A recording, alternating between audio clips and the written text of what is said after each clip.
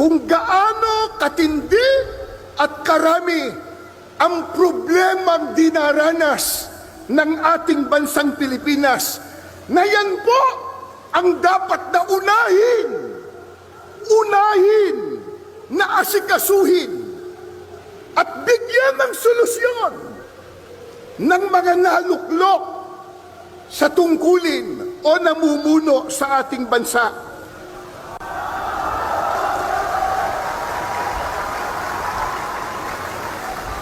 Nakalulungkot ang inuuna ng iba sa kanila, yung mga nagbubunga ng awayan, nagbubunga ng hidwaan,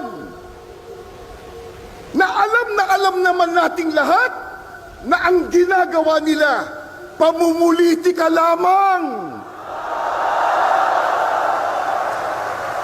Tulad ng isinusulong nila na impeachment ng pangalawang Pangulo.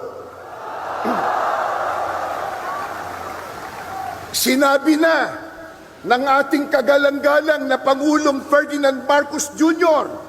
at alam na po ng marami nating kababayang Pilipino, ang totoo nating lahat.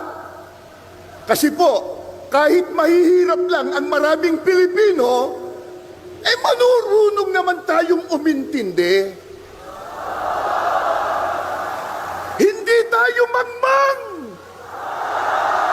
Isigaw nyo nga, hindi mangmang, hindi mangmang, hindi mangmang. At lalong hindi tayo bobo.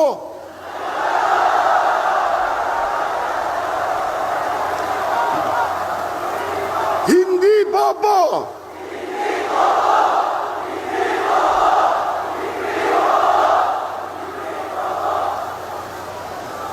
Sana marinig yan ng isang abogado. Naintindihan po natin, naunawaan po natin na yung sinabi ng Pangulong Ferdinand Marcos Jr. ay tama. Totoo na yung isinusulong nilang impeachment laban sa pangalawang Pangulo, hindi po makatutulong. Hindi po makapag-aangat ng kalagayan ng pamumuhay ng kahit isang Pilipino.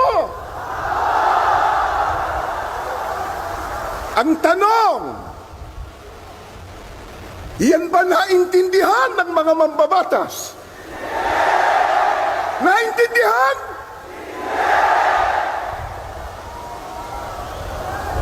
May ginawa silang manifesto raw na sila daw ay nagkakaisa na suportahan ang Pangulo ng ating bansa. Kaya lang, nakapagtataka, ang kanilang ginagawa, kabaliktaran.